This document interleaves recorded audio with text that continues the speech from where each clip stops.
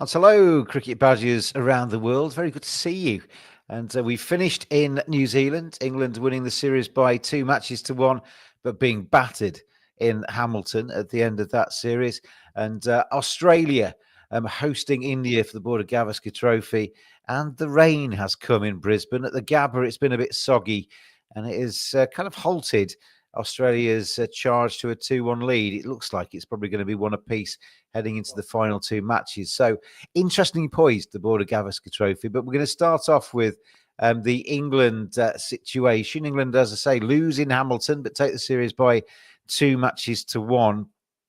And joined, as always, by Lucas. But before we bring him on, thank you very much to manscaped.com for their continued sponsorship and support of the Cricket Badger podcast. If you quote Badger when you check out at manscaped.com, you'll get, at the moment in this festive period, 25% off, and you will get free shipping. And probably, if you do it quickly, you'll get Christmas presents in time for Christmas. So what? Stop watching us. Go and order off manscaped.com and fill your boots. Some really good male grooming gear on there. Lucas, how are you? Very, very good. Thank you. Still waiting for my code, but we'll get there eventually. Quite Badger. Badger, what else you need? Anyway, let's start off with England. I've been up all night for the last 4 nights. So happy it finished early. This last night, I actually got a little bit of sleep. I'm trying to get back onto UK time now because I've been on your time for the last few days. But disappointing from England, I felt in Hamilton.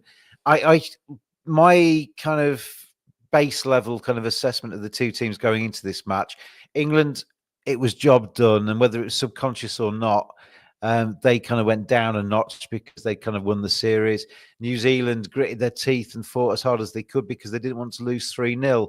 And those two changes really in emphasis from the two teams' momentum, I think led to a convincing win for New Zealand. They were better in every session, apart from maybe the afternoon session on day one, where England picked up a few wickets. England making 280. Sorry, that's the second test. The scores for the second test. Don't know what I'm doing. Over 400 runs, though, the victory margin, which is colossal. It's the second time in this calendar year as well that England have lost by that margin. They lost to India by that margin as well. And number of talking points I felt coming up from that. But your overview, Lucas, from a distance, New Zealand just fought harder and came away with the win. I thought this match was 99% dominated by New Zealand. The only 1% was, as you mentioned, that session where England picked up quick wickets. I think the key word here is uninspiring. It looked like from ball one they just didn't care. There were some good individual performances by players, but as a team, flat, didn't really care. I thought Potts, he was really good. Bethel, I thought was really good as well, especially with the ball. He picked up some wickets, nice for him. He's on a hat trick, James. He probably didn't realise that he was on a hat trick, but it doesn't carry over. Unfortunately, he's never going to have the chance to get that hat trick ball, is he? Unfortunately, they played really well. Potts is a fringe. He's in and out of the team. I don't think he played in the Pakistan series. He's trying to do well. Bethel's pretty young, so he's going to do well. But the rest, uninspiring. It's the first time I've seen. First time I saw Bryden Cast, where I wasn't that impressed with him. I thought every other test he's played, he's been either the player of the match or one of them. In this one, he seemed to go down a bit of a level as well. I think everybody did. So other than Roots was his usual self for this 50s. You mentioned Bethel. It's going to be the most interesting. Well, a couple of interesting things I felt came out of this test. First of all, dead rubber. There's no such thing as a dead rubber. You're representing your country, blah, blah, blah, blah, blah. But it was, for all intents and purposes, a dead rubber. The series was done and dusted. Why? Oh, why? Oh, why? Oh, why? Oh, why? And I could carry on for an hour with that. Does Ben Stokes bowl himself as much as he did? He bowled himself more in this test than he's done for ages. We all know Ben Stokes' injury situation and how he goes down with overexertion. I could understand if this was a crunch fixture in the middle or the end of an Indian-Australia series where everything was on the line. You don't want to leave anything out there on the park. You want to try and get the win. But as I say, in a dead rubber against New Zealand, when you've already won the series, why has he absolutely battered his body and limped off? Just made no sense. I think with Ben Stokes, it's accidental arrogance. When you're a bowler and you're a captain, you think to yourself, "Oh, I can go one more," because you're the captain. You can go one more. Unlike a fielder, a non-bowling captain, he just says, "No, that's it." Then that one, it turns into 2 or 3, and then it turns into 4 or 5, and that's what happened with Ben Stokes.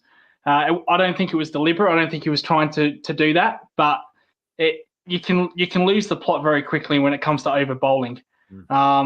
We've seen that a bit in the Australia game with Cummins and Stark. Getting to that later.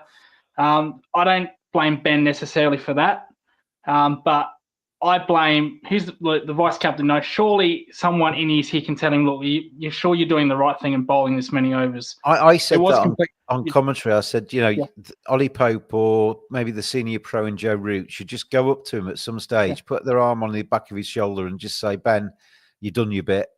Go and have a breather," because he bowled 36.2 overs in that test, which is, as I say, more than he's done for ages. There's been test matches this winter where he's not bowled at all. He just played as a batter because he wasn't fit to bowl. He's obviously feeling strong, which is very good. But there's a happy medium between going from almost doing no bowling at all to bowling pretty much all day and bowling really long spells. And it just seemed to be asking for trouble. And with a lot of arguably, well, some would say more important tests coming up against India at home and then Australia obviously down under next winter, you want your captain to be fighting fit and to managing his workload. We talk a lot about England managing the workload of their bowlers. Well, Ben Stokes has just basically exploded himself there, and it just seemed to be absolutely no point to it. The high level of injury, bowling that many overs in one day, that it's worse than bowling back-to-back matches and bowling 30 overs there, because you can't recover. There's no recovery time. Because again, we saw this with the Australian 2 fast bowlers. You have one spell, usually you have a rest for 30, 40 minutes. That there was no such thing from Stokes. He bowled one spell, 10 minutes later he was on his second spell, 10 minutes later. You didn't get no recovery time. So the risk of injury. The thing is with Ben Stokes is he's as hard as nails. I mean, it's legendary. Yeah. His dad in rugby league was had fingers falling off, and and still managed to kind of go into tackles. Ben Stokes has very much got that kind of gene, and he's as hard as nails. Doesn't show pain, but even he, when he was walking off, was wincing and looking in quite significant pain. There never seemed to be any consideration of him batting in that second dig, because he was just on the edge of the in the dugout with his left leg heavily strapped. It just made no sense. And as you get older, I mean, we probably both know this, but as you get older, if you get niggles, if you get injuries, it takes longer to recover from them. Your body heals at a slower speed, and he's starting to get into into his mid-30s now. These injuries are harder to shake off, regardless of how fit you are. They're harder to shake off, and it just seemed to me all the way through that test match, it was almost like he was just asking for trouble, and it came in the end. Well, it did eventually came in. A lot of people don't realise, he's a world-class bowler on his day. This is a guy that's taken 6-7 wickets, in innings against India. A reserve swing specialist. He's a world-class bowler on his day. So I'm not, as I said, there's no one in his corner saying, are we sure this is a good idea? I know you're captain. I know you want to bowl. I don't think I would bowl 30 overs personally in one day. I don't think I've ever bowled 30 overs in one day personally. Not even close. Lucas, I think, talking about somebody go up and patting him on the back and say, "Ben, you've bowled 6 overs, get yourself off." They seem to. I mean, there's a lot of English fans as well that have this same approach. They seem to think Ben Stokes is like a superhero. He can do things nobody else can. He's not. He's human. He's flesh and blood. He's got the same fallibility as everybody else has got. I mean, I put on Twitter the other day that surely Ben Stokes' place in the team would be talked about a lot more if he wasn't captain. But it's also because people have this, memory of Headingley 2019. I hate to bring that up again, but he has been somebody who has brought out incredible days of cricket. He has been, he is capable of greatness. I don't think Ben Stokes will go down as a great player. He's going to go down as somebody that created great moments. But he should, with the talent that he's got, he should be going down as a great player. I mean, he will. His stats back him up. He's got loads of runs. He's got loads of wickets over a long period. He's a hell of a player, and I think he's taken to captaincy very, very well. Don't agree with everything he does, but I think he's been a very good captain. But I think there's this kind of, he plays. You can't see the cape, but he's a superhero. And I think he almost thinks that. And I think he feels he needs to show the rest of the team that this is possible. This is what we do. We're playing for England. We're going to battle and we're going to put our bodies on the line. You don't need to in that situation. And I just did not get that at all. Moving on to another conundrum that I think the selectors for England are going to have moving forward. Obviously, Jamie Smith missed this tour. And congratulations, Jamie, on your birth of your first child. I've got no issue with that whatsoever. Test matches come around probably 15 a year if you're England. Your birth of your first child comes around once. Got no issue with him attending that, and family is important. But as I say, congratulations to Jamie Smith. But he's going to come back into contention come the start of the English summer, the first Test match. He will presumably be back with the gloves, or certainly be in contention to come back into the side. 3 into 2 does not go, though. And they're not going to drop Harry Brook. They're not going to drop Joe Root. Zach Crawley, despite his fallibilities, seems to be undroppable. Ben Duckett has got enough credit in the bank to start the summer as the opener, and quite rightly so. So you've got a situation, a dilemma for the selectors where Jacob Bethel, who has come into the side in New Zealand, it's kind of a sliding doors moment with Bethel because he wasn't in the initial squad.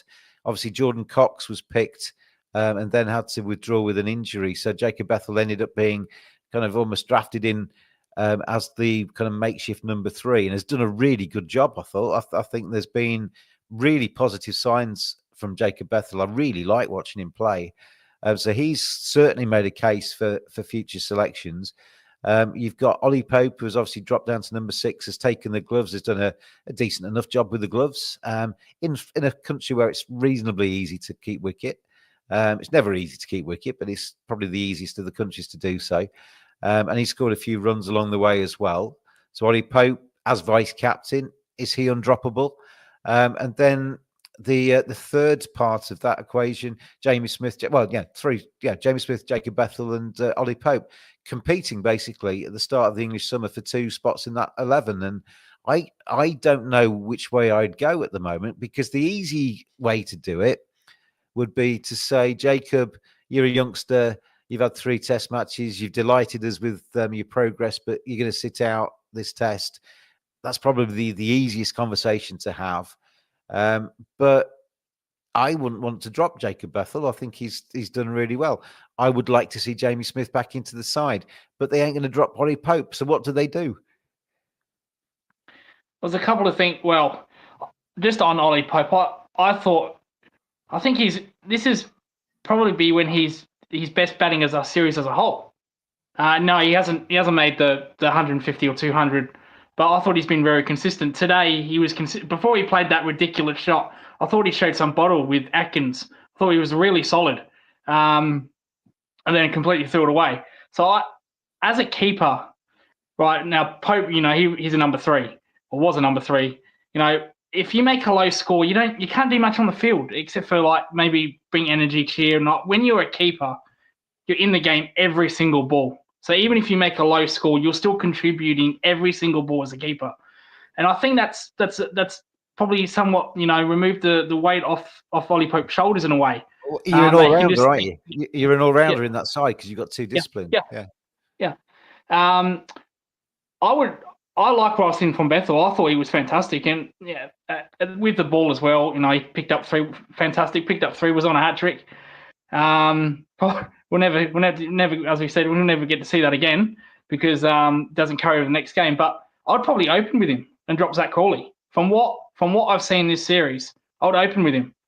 Well, They've I got had my doubts, as you know, because we spoke about it on here about bringing in Bethel, who I've got a lot of time for, and I wanted him in the test team, but I wouldn't have had him at number 3. But if you actually compare Ollie Pope and his mindset and his excellent external signals when he's batting in the first sort of 20 or 30 balls at number 3, to the way Jacob Bethel approached his innings each time he went in. I mean, he wasn't always successful, but he got 96, he got a 76, still yet to get a first class ton, but that's not far away. The way he's playing, he's more than capable.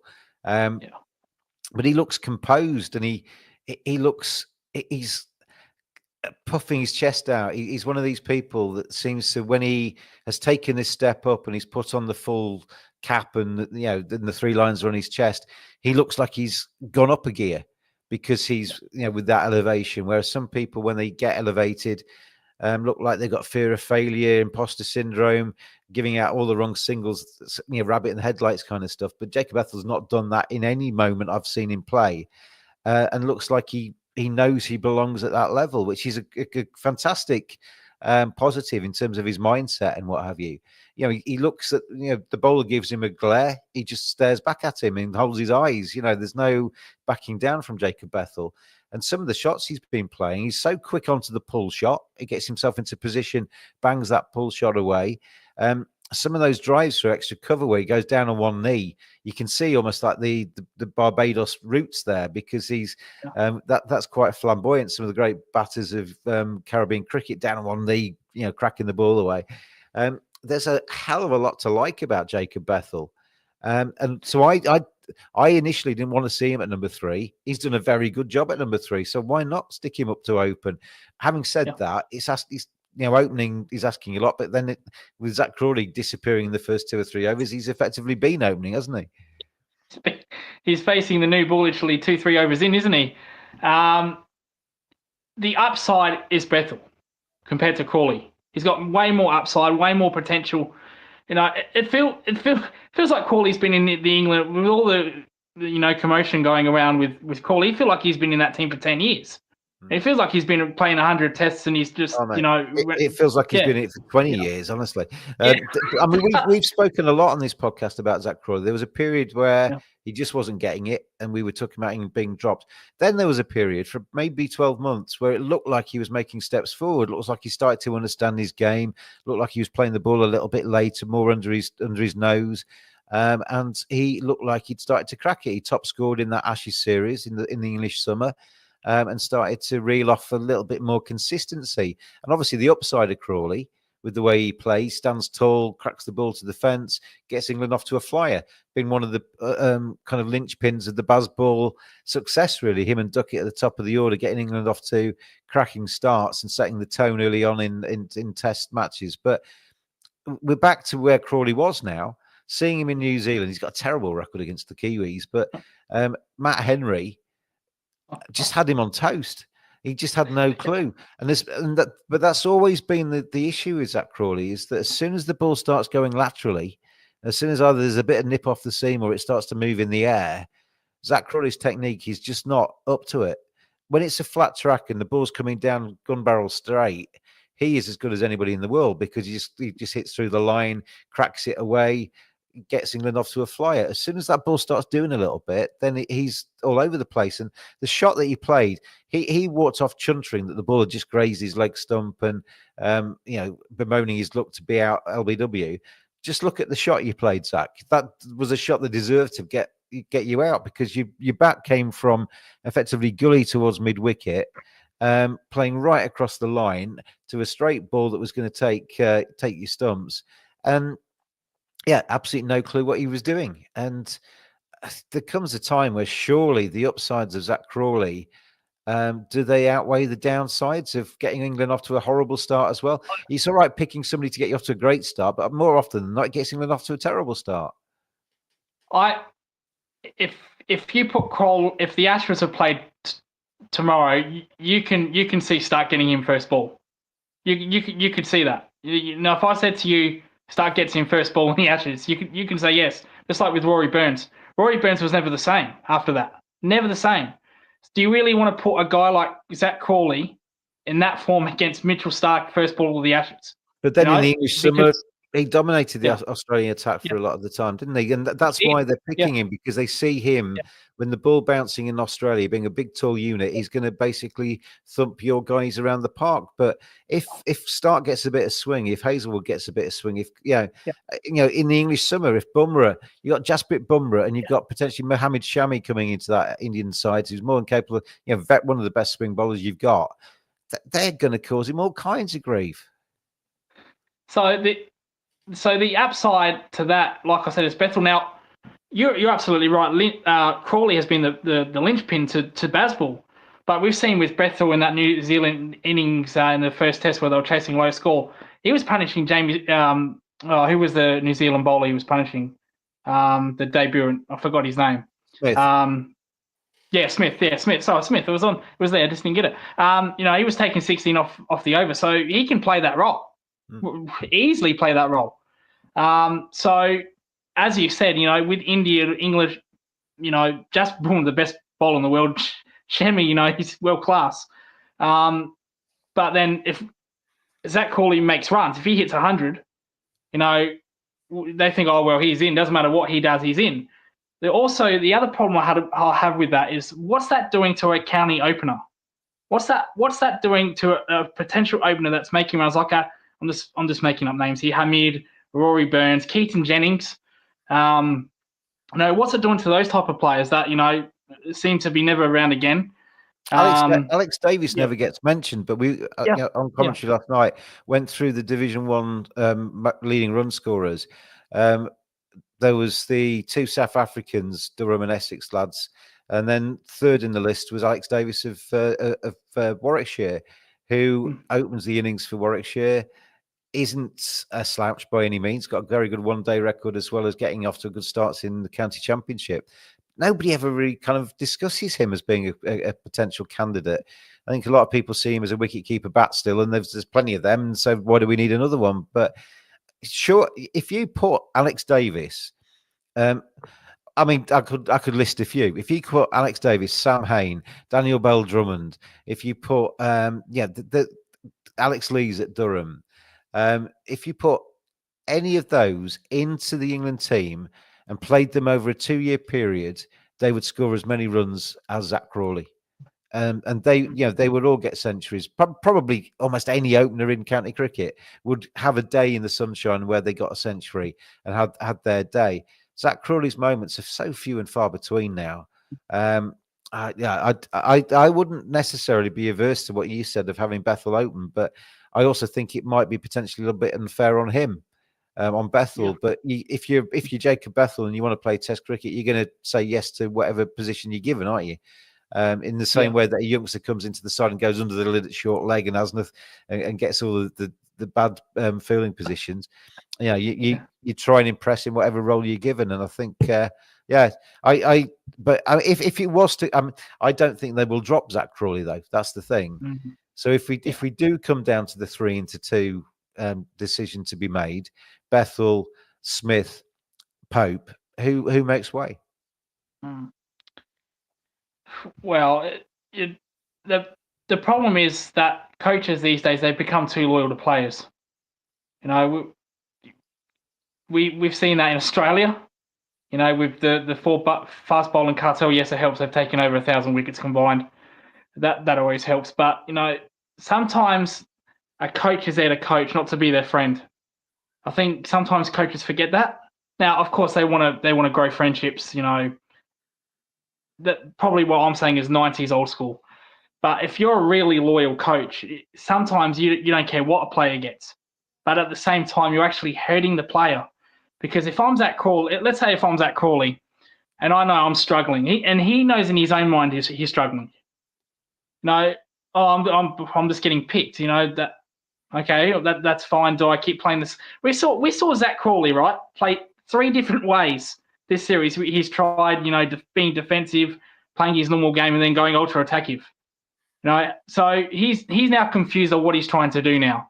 And if you're confused in what you're trying to do, you shouldn't be really in the team. So there was a period, that long period where we were all saying, why are they still picking Zach Crawley? I saw an interview that he did, and I'm not going to try and quote him, but I'm sure he said something along the lines of, "I expected to get dropped." Um, yeah, and he's not daft, that Crawley. You know that your currency is runs as a batter. You know that you are in that side to get England off to a good start, and he isn't doing that. I think Zach Crawley, though, will start the summer. They'll give him the start of the summer at the very least, and obviously, if he continues in the same vein, the only trouble is with the way England select teams. He gets one pretty 60 that'll keep him in the side the entire summer. And we knew Zach, we knew you get runs, Zach. You're back in form. But I just don't see it. And when the flat tracks, gun barrel straight, he is brutal. When it is anything other than when the bowlers are in the game, he's not, and that's not what you want your opener to be. And this is where Bazball, Bazball's brought tremendous entertainment. Bazball's brought fantastic highs, run chases in the fourth innings, some brilliant performances, and so you can't knock that side of it. But for every upside, there's a downside. For every wonderful fourth innings chase, there's a 400-odd run defeat. And like I say, against India and New Zealand this calendar year, there has been some pastings that England have been on the wrong end of. And is that acceptable? I would suggest not. Is that entertaining to watch England getting absolutely battered? I'd suggest not. It's for me. Yeah, but do you know what I mean? So you can say, we're the entertainers. We're going to illuminate world cricket and save the game. Are you saving the game by being beaten by 400 and whatever runs against New Zealand? Are you saving the game by being smashed by India? And we've got England have got two seriously challenging series ahead of them. They obviously got the one-off test against Zimbabwe, where probably Zach Crawley will get 100 and save his career. But the India at home is going to be tough, and then obviously the Ashes is always tough. So and they're going to be, in terms of the cycle that we're going through, kind of the Ashes. I think in England's heads, the Ashes down under is always the end of that little chapter. That's kind of the culmination of that sort of 4 years' work, and then they regroup. Some people might retire, some people then come into the sway for the next 4-year cycle. But England's team, Bazball, the Brendan McCullum, Stokes axis, Rob Key, will be judged by the next 12 months. That's what they will be judged on. You can forget New Zealand series wins, you can forget winning in wherever, but they will be judged on what happens over the next 12 months. And if they get it wrong, then it's almost back to the drawing board. Bazball maybe has provided some great days, but it's provided some pretty crap days as well. The worst problem is these dead rubbers where they don't look interested. This is not the first time this happened. This happened against Sri Lanka as well, where they were dominating Sri Lanka and just out of nowhere they just lost interest. I think that's bad. I can see, Lucas, though. I can see the reason for this one to a degree. Because you got Christmas next week. You want to go back and see your family. Job's done. It's the end of the year. They've just in top level sport. You only need to let your guard down by 1%, and that translates to the difference between winning and losing. Then the situation is very simple. You pick it. You send a second. You go up to some second string players, and like let's say Keaton Jennings. Of James Vince, a Davies, as you mentioned, say, look, would you, come with us on the plane?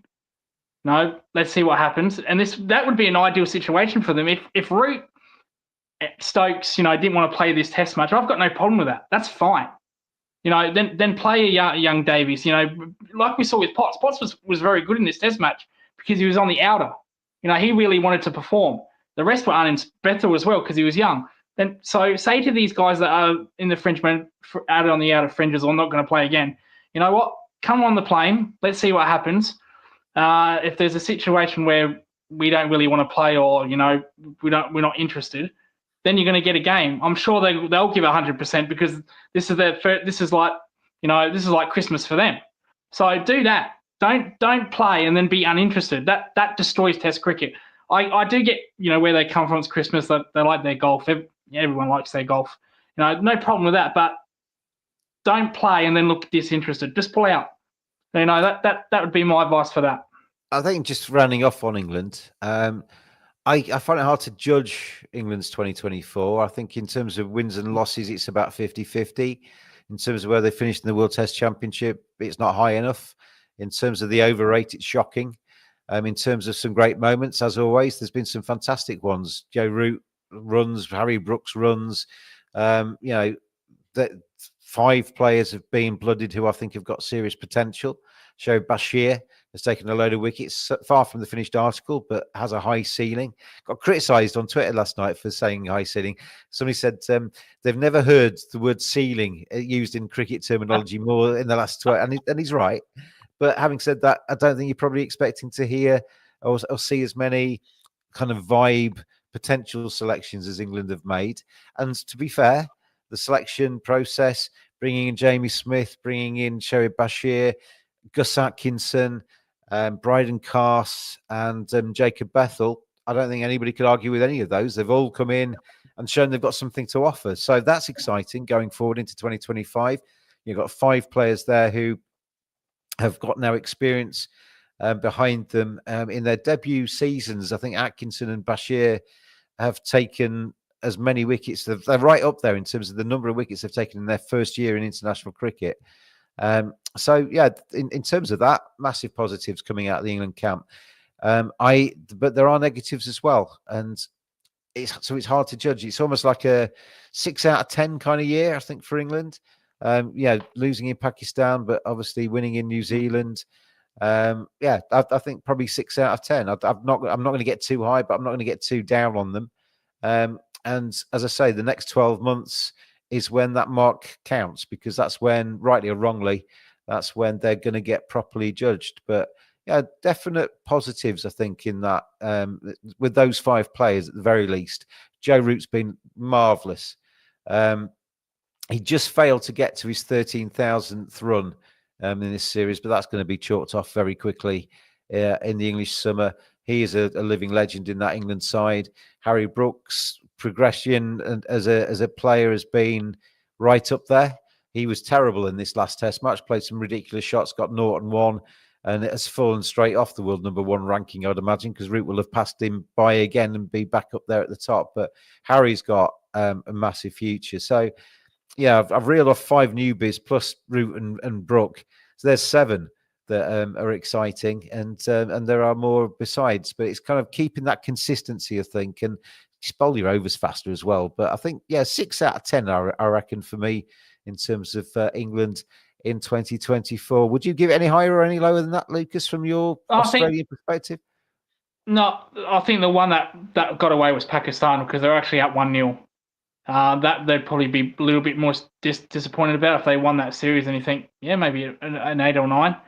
No, I think a 6 is fair, to be honest. Yeah, they've lost a couple of matches, they lost a series, but they haven't dominated, but they haven't been poor. So I think that's a very fair rating, James. A 6. That's what I'd probably say as well.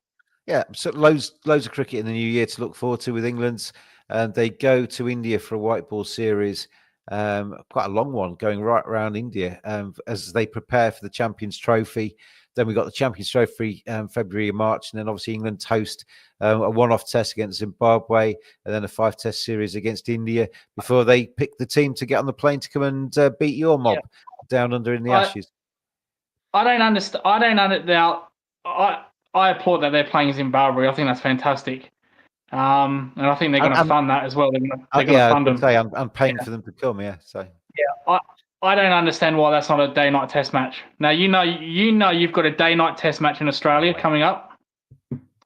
I just think it could have been a good experiment, because I don't want to hear any excuses from Michael Vaughan,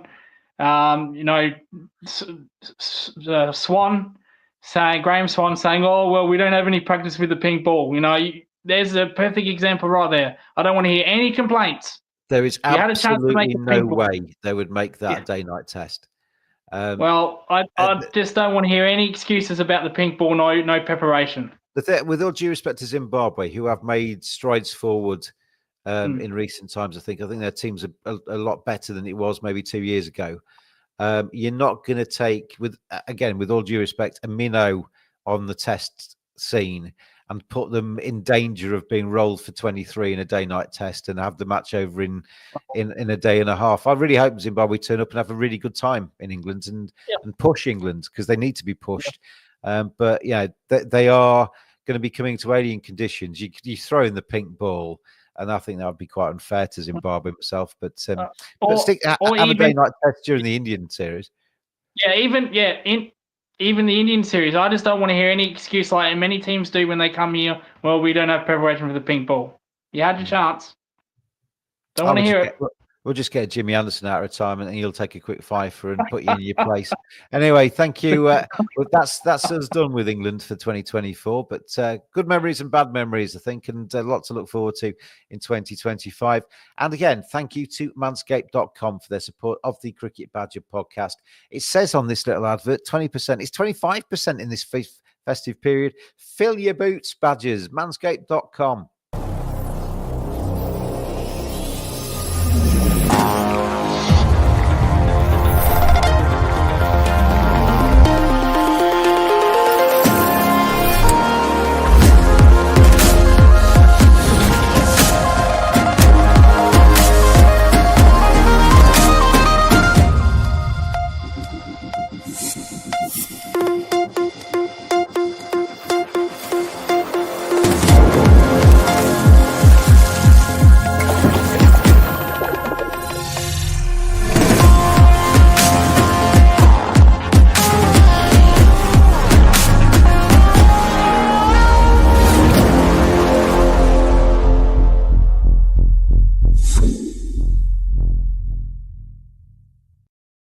I should have said fill your stockings rather than fill your boots. It's Christmas. It's Christmas, everybody. Happy Christmas and Happy New Year to each and every one of you.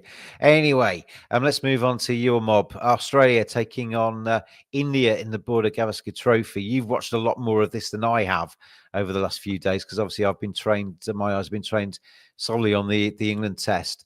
But it's from an Australian perspective, Lucas, this would appear to me to be rather frustrating, the fact that very much on top in the match at Brisbane, Australia made 445 against Travis Head, top scoring, and then India had a little bit of a collapse. They've saved the follow-on, 252 for 9 they are, as things stands at stumps on day 4. So they trail by 193 runs, Lucas, with a day left. Obviously, if Australia were to force a victory on day 5, they need to take that final Indian wicket, set some kind of target, and then take 10 more. So that would seem to me to be quite some task, particularly when you look at the weather forecast for Brisbane. There is probably some more rain coming. I was going to say it's been dominated 80% by Australia, but it's been 80% by rain. Every day, I think every day by day 2's been an absolute washout. I disagree with you. I think if there was one team that could win, I think India could win. Now, if I was India, this is me being a captain, an aggressive captain, I'd declare. I would declare, and let's see what Australia do. So if they declared and Australia said, "Oh, okay, we'll send you back in," they'd need 190. I think India would get that easily, because the paces of the Australian paces, Cummins and Stark, they bowled themselves into the ground today. They were dreadful today. Absolutely, and I'm not talking about, they picked up wickets, that's great, but at the end of it, they were awful. They couldn't even bowl short. There was a plan set by Pat Cummins. You got injury problems, haven't you? Because Hazelwood's pulled up again, and he's out for the series, isn't he? And that's not the only one. Isn't somebody else injured? Yeah, Mitch Marsh can't bowl an over without wincing in pain. He's supposed to be the all. This is what I don't get. We have an all-rounder. This is the first time I'm actually going to praise Cameron Green here. Can you believe that? It shows how bad it's got, doesn't it? I mean, how bad does it have to get for you to actually be positive? I mean, it must be Christmas, a time of good tidings, and you're going to, Cameron Green, if you're watching, get ready, get yourself comfy. This is going to be marvellous for you. Yeah, we may miss Cameron Green, but having said that, Cameron Green could sting up the drill and make me look bad. But that's where he's most needed, because Mitch Marsh can't bowl an over without rinsing his eyes, pulling up sore. He's an all-rounder. You're supposed to be taking pressure off Cummins and Stark. You can't do that. We have an all-rounder in Bo Webster, who who's averaging over 60 with a bat this season, and under 30 with the ball. He played in two first class matches against India A. He took 7 wickets and over 140 runs. He's available. He's not as fast as Cummins, Stark, or Hazelwood, but his skill is a workhorse. In his last Shield match, he bowled 20 overs in the first innings. 20 overs before he got recalled to the Australian squad. That's perfect. That's what you need as an all-rounder. Should be doing that. Can I ask a dumb question? As somebody that doesn't really follow the Shield as much as I should do, I've kind of been paying attention to Constas and been watching a few scorecards recently. Moises Henriquez, is he still going? Moses is still going. I think he made 50 last night in the Big Bash. He is, still. He's the captain of New South Wales in the Shield team, so he still does play.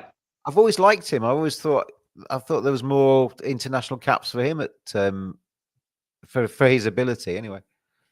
Yeah, I think the problem with his consistency on his day, he can be good as anybody. Very clean hitter, especially in red ball cricket. And also a workhorse as well. Does bowl a lot of overs. Not so much these days because New South Wales do have a potent bowling unit. But he can be a workhorse as well, Moses Henriquez. So he's still captains the New South Wales Shield team, so he gets around. Okay. But when you have an all-rounder as quality as Bo Webster, it's just a joke that Mitch Marsh is still in this team. I take your point about attacking declarations here, and Australia may be chancing their arm, India may be chancing their arm to try and force a victory. I mean, this is, I think we're having this conversation, but the rain's coming, so it's all going to be irrelevant, really, I think, anyway. But even if the rain wasn't coming, if we suggest, Jason Gillespie always used to say, you can't do anything about the weather. Let's turn up as if it's going to be a full day. So let's pretend there is going to be a full day. One apiece in a 5-match series. Yes, it's a chance to go 2-1 up and to really put yourself in a dominant position, but you don't want to risk going 2-1 down, do you? You don't want to risk it, but if this series is being determined by the new ball. I think India last 2 games have got it wrong, especially Bumrah and Deep, their openers. Now, if you look at Hazelwood, Cummins, Stark, Boland, they pitch it up. Yeah.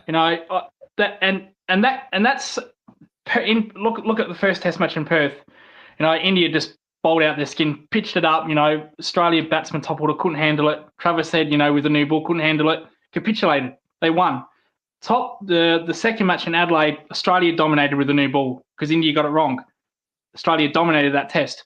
And once again, India bowled first. I thought that was a good decision. They got it wrong. Australia got it right. They're in a dominating position. So this series is being dominated by the first session. Whoever does well in the first session. Because like I said to you on a previous show, this is not a batting series. This is going to be a bowling series masterclass, and we've seen that. Apart from Travis Head, who seems to be batting on a different planet at this point in time, everyone's really struggling. McSweeney, it looked better last test, but it's gone backwards. Marnus Labuschagne looked good last test, but gone backwards. Khawaja's, we haven't really talked about Khawaja much. He's not making runs either. He hasn't made any runs. Smith, I can't believe he got that 100 the way he looked early on. The trouble is we're talking too much about Khawaja is that you're struggling to find one replacement opener for Warner.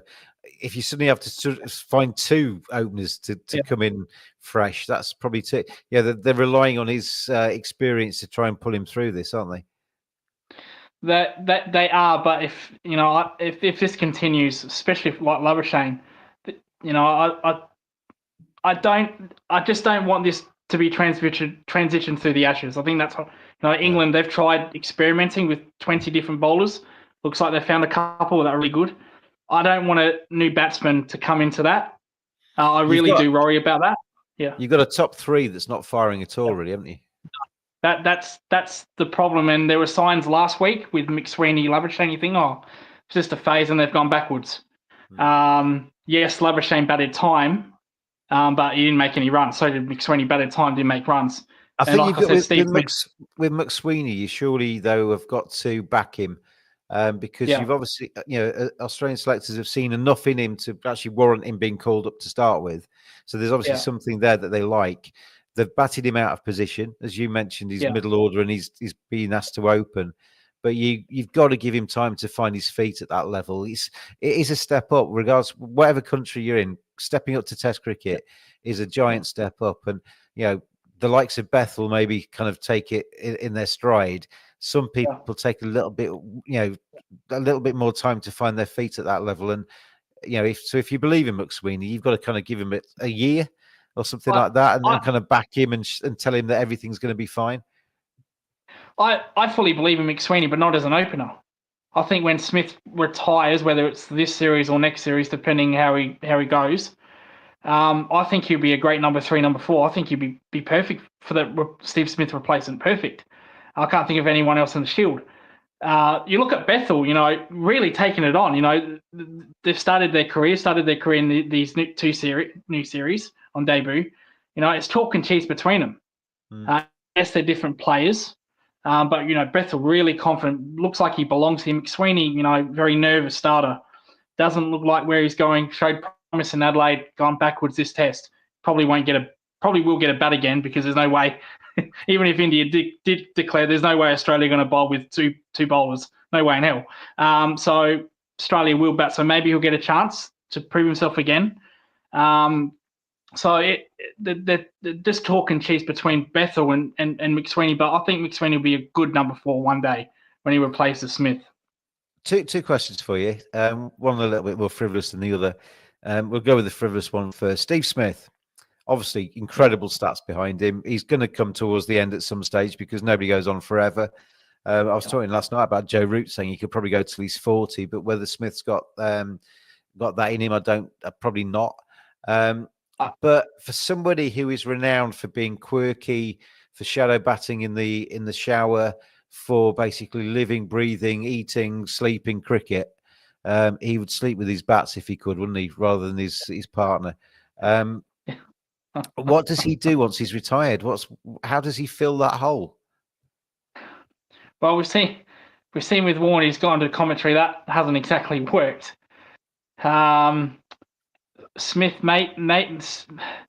Smith's off-field's pretty shy. You don't really hear much about him when he's not playing cricket. Compared to a David Warner who seems to be in the headlines regardless of what he does. Damn if David Warner's sleeping in a hotel, damn it's a headline. So Smith is pretty shy. You don't see him much around after when there's not cricket. So he might go away. I don't think he'll coach, in my opinion. I don't think he's that personality. I just think he'll just go quietly away. If something comes up, he probably will take it. I don't think either Warner or Smith. I mean, I've listened a little bit to Warner on commentary. What he says is fine, but his voice is a little bit meh, isn't it? And Smith's voice, if you hear Smith talking, he's not necessarily got the most dynamic voice in the world either. So whether they're actually made for the broadcasting route is maybe open to debate. But the cricket has played such a massive part. I mean, this is not just a Smith question. I mean, Root will have this dilemma. I mean, Root set up an academy and got things outside of cricket, which he'll presumably move into. But it's going to leave a massive hole because it's his life, isn't it? Cricket for Stephen Smith. Well, you hit the nail on the head. That their probably voice isn't for broadcasting. If Warner or Smith held a masterclass with kids, damn it, you want to be there, But probably broadcasting a little bit different. Probably same with Khawaja as well. Khawaja's a bit shy, quiet. Maybe Marnus would be good for that. He never shuts up. Can't imagine him in the com box, James. If I was producing that show, I'd turn his microphone off. So yeah, with Smith, he's as I said, he'd sleep with his bat if he could. So it will be interesting what he does. But this is just my opinion. I think he'll probably just go away unless something comes up. He's got enough money, hasn't he? He's made for life. He's had IPL deals and stuff like that. So he's not going to be strutting around for a part-time job somewhere just to pay the gas bill, is he? He's done commentary in the Big Bash sporadically, and he's meh. Again, probably not good for broadcasting. You listen But to, I mean, some players are made for it, some players aren't. And you listen to Ricky Ponting; he's great on the yeah, mic, yeah, and no yeah. complaints there at all. But I don't see Stephen Smith and David Warner quite in that same kind of league.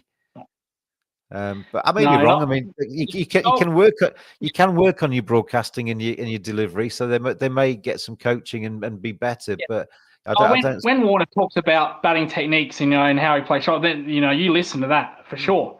But yeah, I actually think David Warner's quite a nice guy. Actually, yeah, he gets yeah, he gets a lot of crap for being a bit of an yeah, idiot sometimes. But yeah, I think when you actually hear him speak and what have you, I actually quite like the guy. yeah. I've got no problem with David Warner whatsoever. I don't think there's a perception in Australia that he owes something to Australia. He owes nothing to Australia. Neither does same with Steve Smith. He owes nothing to Australia.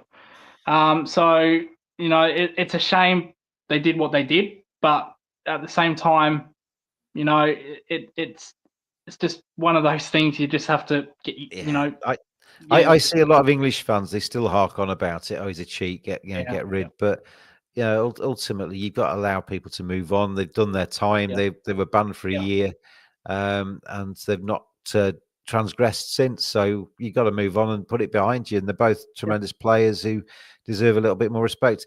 There will be that caveat all the way through their lives when you're talking about both of those players. If you ever did a documentary on either, if you ever did wrote a book about them, if there was a little 5-minute montage, that would be mentioned. It's always going to hang over them, but you've got to allow people to move on. And I quite like David Warner. I have to say. My other question, Lucas, to finish off today, we've got 2 Test matches. Assuming this one's going to be a draw, which chances are it is. It's going to be 1 apiece after 3. Moving on to Melbourne for the 4th Test, and Sydney as the series finale. Thinking about those wickets, the nature of those Test matches that have happened there in recent times, and the makeup of these 2 teams, does that give you a steer? Does that make you think that one team's got more chance than the other? It historically Melbourne has been an absolute road. It's like they get their pictures from Royal Pindi or somewhere. I don't see that being the case. On Boxing Day, I think it'll be still a green top. If Australia wanted to go away from green tops, they would have done it. This test, and they haven't. They haven't backed away. So they've made it clear that it's going to be green tops no matter what. It depends on who bowls well with the new ball. Like I said, I'm astonished that India, what they did in Perth, everything was dead accurate. They've gone away from that. I don't know why. But whoever wins that first session, because both top orders, and not just Australia but India's as well, they're absolutely fragile. It's a lower order that's making the runs. Travis Head, Alex Carey, Jadeja made a great 50 today. So it's a lower order of the teams that have been making the runs, and it depends who can bat the longest. Now we've seen with the new ball, it takes longer because India have been bowling short the last couple of Test matches. Travis Head gets in with that old ball.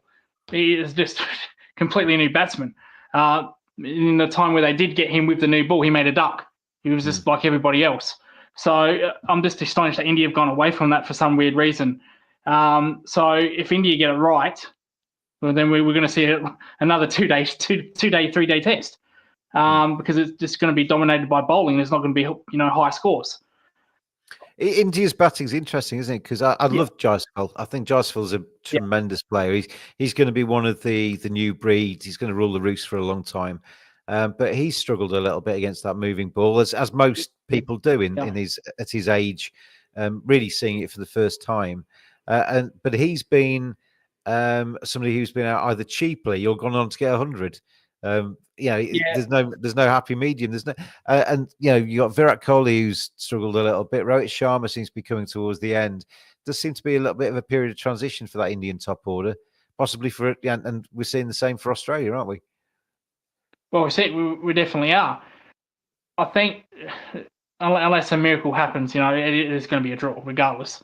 But if Australia or India did go down 2-1, then there'd be heavy repercussions again. Especially if it was Australia, they would have to collapse dramatically.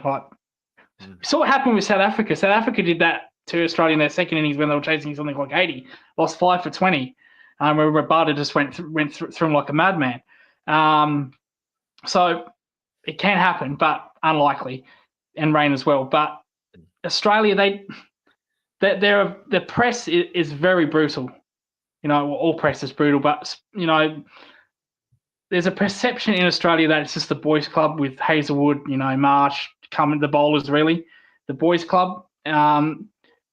Picking Hazelwood didn't make sense to me. He wasn't bowling. He wasn't bowling leading up to. He played a private training session. We knew nothing about that, and they just said, "Yeah, he's good." Well, I'm sorry, he wasn't good from ball one. Mitchell Marsh injured. So if they would have lost this Test match, then there would be questions on Pat Cummins' captaincy. There would have been pressure on the coach. There would have been pressure on everybody. They will get away. They will get away with it because it'll be a draw. So it just opens up questions. I don't. It's funny, isn't it? Because you're talking like Australia are behind in this match. 4-4-5 plays 2-5-2 for 9. Yeah. They are on top, but I take your point in terms of the injuries and the bowlers being absolutely, the still fit bowlers being absolutely knackered as they're picking up the slack. But going to be, I'm fascinated to see what happens in Test matches 4 and 5. Probably from a neutral's perspective, which obviously I am in this regard. 1 apiece after 3 is the ideal kind of setting for the last 2, isn't it? Going into the final 2 tests, but we will see how it goes. Let us know on @cricket_badger what you think is going to happen. What your predictions for Test matches 4 and 5? Indian fans, are you happy? And Rohit Sharma, Virat Kohli is at the end. All that kind of discussion. Let us know on @cricket_badger. It'd be good to hear from you on that. And as always, Lucas, it's always good to see you. I will not. Probably not see you now unless we do a roundup at the end of the test. I may do that, but if not, happy Christmas and a happy New Year to you. A happy Christmas to you, Badger, and all the Badgers out there. There is one. I don't know if you've got time or not. There is one thing I did want to mention. My guests always do this to me. I round off, I get it nice and sorted out, just underneath the hour mark, and now he's off on one again. I did warn you about. I wanted to speak about this. I did show you. You probably forgot it. Regarding Kerry O'Keefe's comments on a Shield bowler. Now during their lunchtime, I saw your message, Lucas, but I didn't read it. Yeah. Okay. Full honesty there. Oh, okay. Well, we can give each other a pass on this. Yeah. So they were mentioning, let's say if Boland did go down, Hazelwood's going to replace Boland.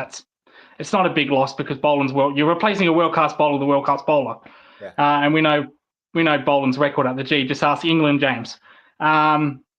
So there's no real big loss. But they said if Boland also went down, like say a Cummins went down, who would be the next bowler from the Shield? There was a mention of a bowler called Fergus O'Neill. Now, Fergus O'Neill's played 2 years of Shield. He's taken 95 wickets at an average of 19.90. He is a fantastic bowler at Shield level. I've seen him play because I watch the Shield religiously. I didn't like Kerry O'Keefe's answer to that. Well, he's too slow. He doesn't bowl 135. Now, maybe I'm getting a little bit personal, because I got told that. Fergus O'Neill was a young 23-year-old, and I would hate to think the selector, which is George Bailey, would tell him, you're too slow. Because for a young bowler to hear that happen to me, you can deteriorate very, very quickly. I just thought that was just an unacceptable comment. Just to come out and say he's too slow. Are you kidding me? He's taken 95 wickets at an average of 19.90. He's no scrub. He's the best bowler. He's probably going to win the Young Don Bradman Award. So the Don Bradman award for the year, which is the best Sheffield Shield player.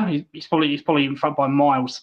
And he is next in line. If something did happen, to the other bowlers, he would be there. To say that he's too slow because he doesn't bowl 135, 140, thought that was just a stupid comment by Kerry O'Keefe. It's interesting, actually, listening to you, because there's a couple of things you said in this pod where you described the Australian team as a boys' club, That is the same conversation that's happening in English cricket all the time. You get into Stokes' good books, you don't get dropped. And the kind of comment about speed, because there's so many bowlers in English county cricket. Your Ben Codes, your Jamie Porters. There's the little chef Sam Cook at Essex, both Porter and Cook at Essex. Even Ben Sanderson at Northants, who I know quite well, former Yorkshire player. They're all of that kind of speed. They all take ridiculous numbers of wickets in the championship. None of them ever gets mentioned really as potential test players because they're all too slow. But they've got skills. They find ways. I mean, we're playing Chris Wokes at the age of 36 or whatever he is, who is slower than any of those that I've just mentioned. So how does that work? And look at Wokes' record in England. He has a ridiculously good test record in England. You put Sam Cook in that England team now, I think he would do well. And Ben Coe's a tremendous bowler at Yorkshire. You need to have. I can understand that you don't want everybody to be that pace in your lineup. But having a bowling attack where, I mean, ideally, you'd have a left armour, you'd have a right armour that are fairly quick to take the new ball. You'd have, a bit of a range of skills available to you, points of difference, and having somebody that's maybe that little bit slower that can move the ball around a bit and use a bit of guile is not a bad thing. Which Fergus O'Neill does. He's a seam bowler. Yeah, he seems at both ways. A good example in the English county, I'll try to wrap this up quick. A good example was Luke Fletcher. Took loads of wickets for Notts. Heaps of wickets. But was guarded as too slow, or I think the English word was dibbly-dobbly. It's just a word I hate. It is a bit personal because it happened to me. I got told that. Yet someone in that team that I was, slower or same pace as me got in and played 40 games for the Redbacks. Comments like that does hurt, and I just hope George Bailey does not say that to that young man, because if he said to me, well, you got to up your pace, there's nothing you can do. You have to change your action. That takes years to master.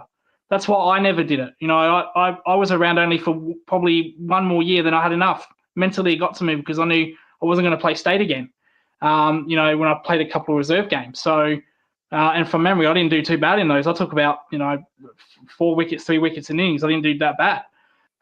So it can hurt you. And I just thought that comment from O'Keefe was unnecessary.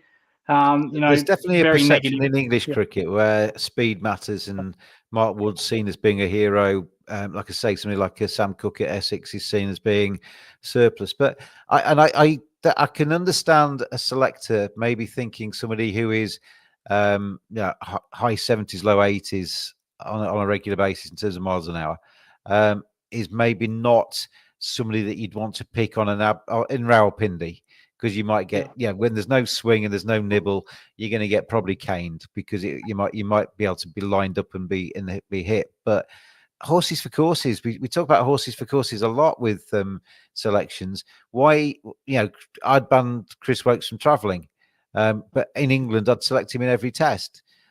Why not get a Sam Cook or a Ben Code in England where the ball moves around a little bit, and then if you're travelling to Pakistan, you don't take them on that tour. That's it. You pick the best bowler for the right conditions. I was a 70, 75, I'll do this in miles, so you get this, James. I was a 70 or 75 miles per hour bowler myself. Yeah. That's 100, that's 120, 125 Ks. Yes, in Rawalpindi on Pakistan, you get absolutely creamed. But you pick the best bowlers in those conditions. And it's just a word I hate hearing, because it can just demoralise you straight away. I hope that's not the case for young Fergus O'Neill, because he is ready. He could literally play tomorrow. Oh, he's broken up on me. Right. I hope tomorrow. No, he's back. Literally can play tomorrow, says Lucas. I think we're at the end of this anyway. As your internet fails you. Lucas, as I say, happy Christmas, happy New Year to you. Hope 2025 brings you lots of joy. As to all of you badgers out there, I will be back tomorrow with another Cricket Badger podcast. I've got the author Stephen Chalk coming on. He's got a brand new book out about Brian Close, the former Yorkshire Somerset England captain. I knew Close here at Headingley. He used to come in, sadly departed us, but an absolute legend and Brian Close, an incredibly interesting person to talk to about cricket and what a life. He could play single figure handicap with golf, at both left-handed and right-handed. What he could have, he could have probably played about 50 million other sports. He was incredibly talented. And at cricket, everybody will remember that Michael Holding over at Headingley, where he's kind of ducking out the way and getting hit on the body. No helmets in those days, of course, but plenty more to Brian Close than just that too. So we'll be talking tomorrow to Stephen Chalk about all things Brian Close. But join me for that. That podcast is coming. Join me in 2025 as well for plenty more Cricket Badger podcasts. We've been broadcasting on the Gareth Iron YouTube channel too. Happy Christmas, Happy New Year to Gareth. Hopefully we have plenty more of these as we go through 2025. Thanks again to manscaped.com for their support of the Cricket Badger podcast all the way through 2024 and hopefully into 2025 as well. Quote Badger when you check out and you'll get 20% off, 25% in this festive period on your male grooming accessories. And all that leaves me to say is Happy Christmas, Happy New Year to one and all. Hopefully your lives are blessed in 2025 and see you soon. Cheers, everybody. Merry Christmas, Happy New Year.